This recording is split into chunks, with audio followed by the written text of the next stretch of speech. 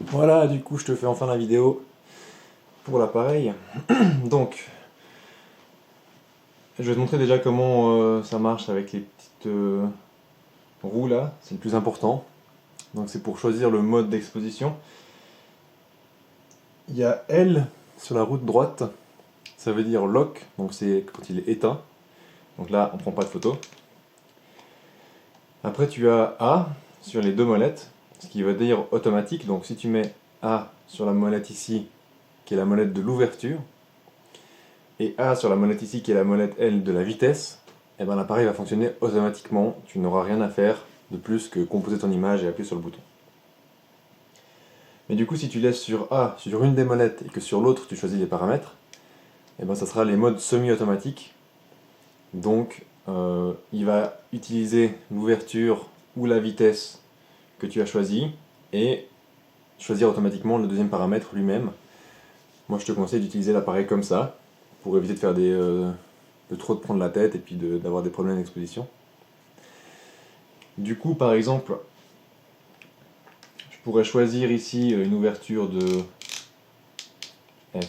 f4.5 et puis ensuite prendre ma photo. Donc à l'intérieur, quand je regarde dans l'objectif, au fond il y a une sorte de petit écran dans lequel on va t'expliquer vitesse, ouverture et puis exposition. Donc il y aura une petite échelle avec plus, moins, et puis du coup tu vas voir si tu es surexposé, sous-exposé.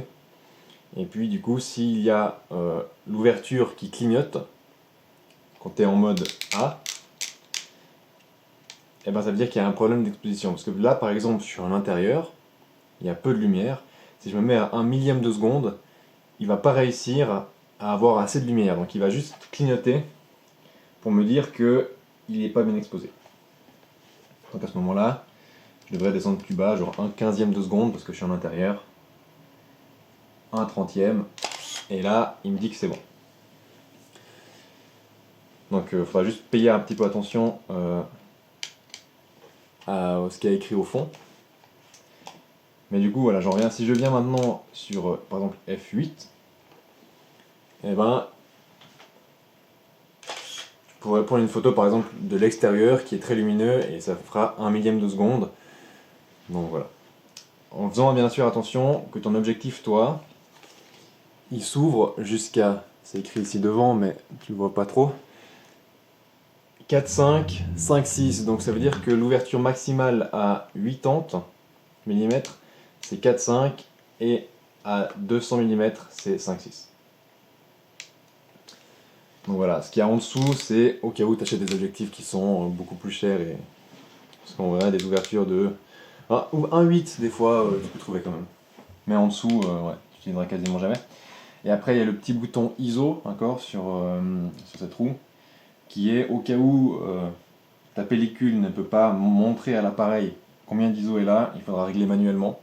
Donc tu mettras ISO, et dans ce même écran qu'il y a au fond, quand tu regardes dans l'objectif, ça va t'indiquer les ISO que tu vas pouvoir modifier en utilisant les deux boutons là.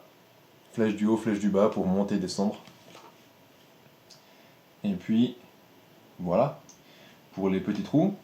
Donc, je me remets en automatique.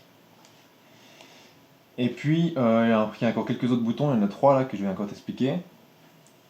Exposition, compensation, c'est si tu as envie de surexposer ou sous-exposer une image. Donc là, pareil, ça va se situer dans le petit écran à l'intérieur. Il faut appuyer sur le petit bouton et puis utiliser les flèches pour dire à l'appareil du coup de surexposer ou sous-exposer.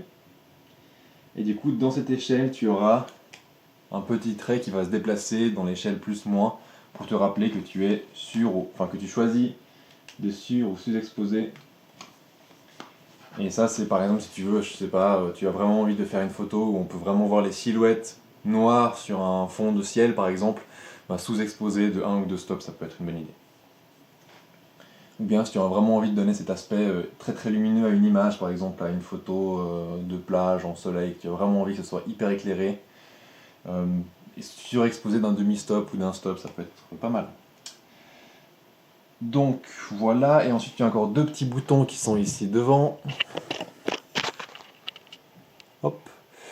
Donc la petite étoile c'est la mesure spot.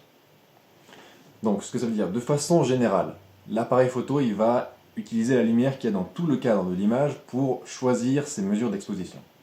Mais si toi tu as envie de faire une mesure d'exposition plus précise, donc seulement au centre de ton image, quand tu regardes à travers l'objectif, tu as un petit cercle noir au centre de l'image, et ben ça va, lorsque tu appuies sur ce bouton, uniquement prendre la lumière qu'il y a dans ce cercle.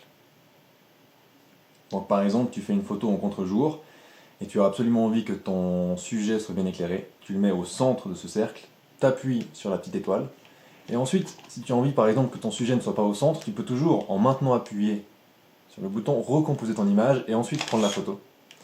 Et il va du coup conserver la mesure qu'il a faite parce que tu as appuyé sur le bouton. Et la deuxième, c'est le self-timer en fait simplement. Si tu le maintiens appuyé et que tu appuies sur le bouton, il va lancer un timer d'une dizaine de 10 secondes je crois. Et ensuite, prendre la photo. Et du coup, il ne reste plus qu'à, je ne t'ai pas montré mais je pense que c'est assez simple, pour zoomer, dézoomer, c'est la bague, la grande bague, et pour faire la mise au point, c'est la petite ici. Et je t'expliquerai une fois que tu viendras comment faire pour être sûr d'être bien en focus. À l'intérieur, il y a une petite aide avec... ouais, enfin ça je t'expliquerai quand tu viendras, ce sera beaucoup plus simple.